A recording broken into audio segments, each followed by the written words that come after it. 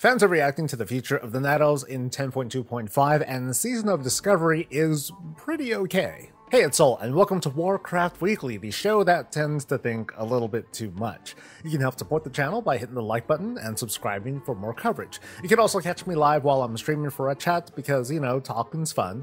And let's first talk about loot, namely the new legendary axe coming from the Emergency raid and how to get it for your warrior, your paladin, or your death knight. The short summary is basically do the raid at the highest difficulty that you can do each week, and eventually, as you kill Farok over and over, you're going to get an item. It's going to start a questline to unlock the legendary axe, and I'll talk a little bit more on that in a bit. Breaking this drop rate down on Mythic difficulty, and only Mythic difficulty, the item for this axe has a low chance to drop from Farok as group loot, meaning it can be traded. But it's not going to be a guaranteed drop like it was for Echo and Team Liquid, those damn elitists. This item also has a chance to drop as personal loot from all difficulties, even Mythic. Just like the Evoker Legendary, you're not encouraged to kill Farok on Raid Finder and then Normal, then Heroic, and then Mythic. Your best chance comes off you clearing the highest level difficulty you can do, and it's going to combine the drop rates from all of the lower difficulties. There's also bad luck protection built in, and here's how that works. Every time you kill Farok, you're going to get a greater Ember of Firalath. It's an item that basically raises your bad luck protection, and I have a feeling that your best bet is, again, to clear the highest difficulty to get the biggest value from that item without having to clear lower difficulties. On Heroic and Mythic difficulties, other bosses have a chance to drop a lesser item of Firalath. They basically get more bad luck protection than others. I know this sounds confusing, and it is confusing. It's weird to explain, and it's weird that there's an item that you use, but ultimately it's all chance, and I just go back to my TLDR. Just clear the raid, defeat Farok, and cross your fingers. But that's only the first step. There's also a lengthy questline that I'm not going to spoil, but it includes a pretty beefy list of stuff to collect, and you have crafters help you build stuff, and this I will spoil. The list is right here thanks to the Wowhead team, and don't count on there being a nerf to these requirements. My advice on this, unless you already have the item for the legendary right now, take your time gathering these things up while testing your luck. This might be the last raid of the expansion, but there's still a lot of expansion left to go, so set aside a little bit of time each week to collect what you need, or consider this a list of stuff to flip on the market instead. This week 10.2.5 builds have returned, and we're going to go over a few highlights. Lovingly stolen from the Wowhead website, we continue to see Covenant abilities that did follow us out of the Shadowlands be given a more class-themed look. The feedback from testers has been clear that while these upcoming redesigns are going to be the default, if people want, they can glyph these abilities to return them to the original design. That feature will come in a later patch. Now I get that. First impression, the redesigns range from the tasteful to the kind of sort of plain and boring looking, and other times it's not going to be very noticeable. The upcoming patch may release early January. These days it's kind of easy to ballpark a launch date, give or take a week, and at that time the revival catalyst is going to shift from one charge every 2 weeks to one charge each week. That makes sense, and for now it's the pattern we can expect going forward, where the season starts with the catalyst designed to be like bad luck protection. It's a way to ensure that by week number whatever, everyone's got access to tier set bonuses. And then about 2 months later, the design shifts away from getting tier and towards getting transmog, the true season progression. This has me sliding over to what we don't know a whole lot about yet, and that is the Azerothian archive activities coming in this patch.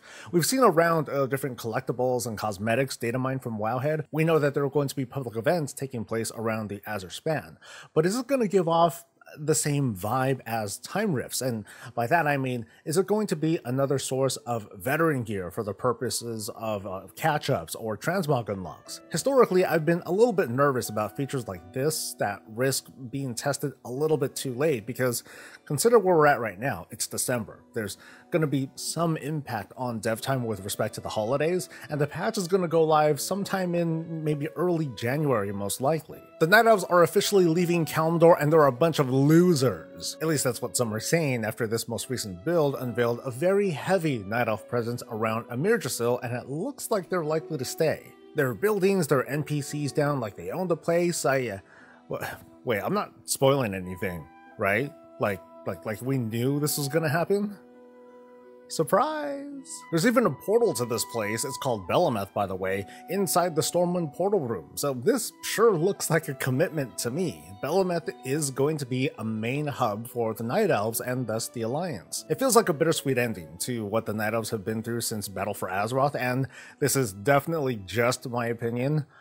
I can't imagine a better place to be. I mean, they got the zone mostly to themselves. They're kind of like right next to dragons, and they're not leaving anything. They're not losing territories. Like they got a portal network to all of their major holdings in Val'sharah and Mount Hyjal and Darkshore. Okay, sort of Darkshore. Ever since it was hinted that there'd be a new world tree that wouldn't just appear on top of the old one, some fans have been on this unending doomspeak that the Night Elves, they're gonna lose again, they're giving their lands to the Horde, they're abandoning their homeland, and that does not seem to be the case if we're paying attention. What does suck though is that, well, as you saw, the area around Darkshore isn't, you know, livable, and the areas around Hyjal and Val'sharah, they don't reflect recent events. It also might explain why Feathermoon Stronghold isn't part of this portal network, so more should be done to answer all of our questions about where all the Night Elves are kind of ending up. Season of Discovery for WoW Classic launched this week, and it really is okay. It went off just how like we'd expect any of the other classic releases to go, with too many players and not enough servers. This time the WoW team was especially strict, going as far as not even revealing the names of realms until like minutes before launch, and as of this recording, allowing only one additional server to be spun up because, at least on US realms, the Crusader Strike RP PvP server was completely overrun by streamers and their communities. By now, even we as fans know how this typically goes, where in the first week or so, folks are just having too hard of a time getting in before the hype dies down a little bit, and the fair weather fans, they just kind of fall back to their old habits. Not long after, the streamers become less active, or they just leave, taking their communities with them, leaving those formerly super occupied realms now as dead husks, until they happen to plan an event and suddenly a lucky or an unlucky realm gets hammered. So this time around, the WoW team is pushing realms to their absolute limit. According to reports, the Crusader Strike realm is 20 times the size of a similar kind of realm back in 2005. 20 times, that's pretty insane. Meanwhile, there are other realms. The one that I happen to be on, Wild Growth, it's said to be full, but there are no queues and there's plenty of people hanging around, so by comparison, these other realms are by no means dead. So how is Season of Discovery? Or actually, what is Season of Discovery, right? Because I went in blind, and what I'm going to share with you today is, it is going to be minimal information. The Warlock that I rolled, it's only up to 10 as of right now, but I think I have a fairly good idea of what this special server type is going to be all about, so if you're interested in my impressions, listen up while you wait for your queue to go down, I guess. By and large, Season of Discovery is still a classic server with all the classic jankiness that we've all come to know and love. Depending on when you jump in, you're still going to be subject to mob tags and limited quest tracking, lots of walking, and never enough inventory. The new feature on this server are runes that you're going to want to find, because they give you what are basically abilities that you can slot, not unlike major glyphs. Some of them are new, others are from World of Warcraft history. You're going to get your first rune really early from just questing in your starting zone, and you discover more up to 12 right now. And you'll find these in the areas that span levels 1 through 25.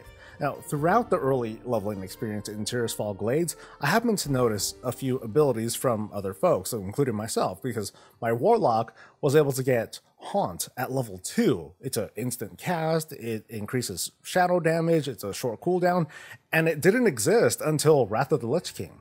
I happened to see mages throwing around ice lances, I saw priests with early penance, and more, and we're all just mowing down bats and zombies in the first areas of the game.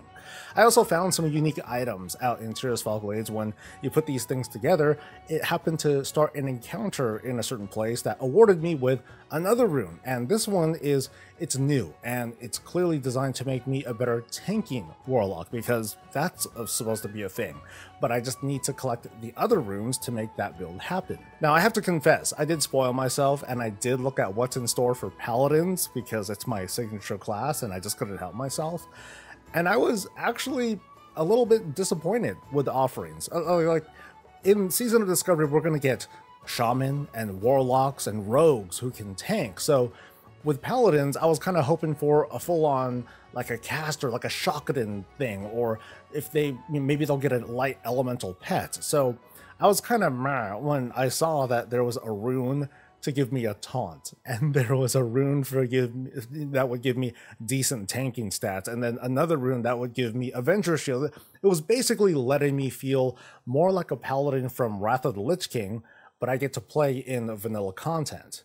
There are other runes, obviously, for the Paladin class, but I was like, wow, cool, I get to be a proper tank.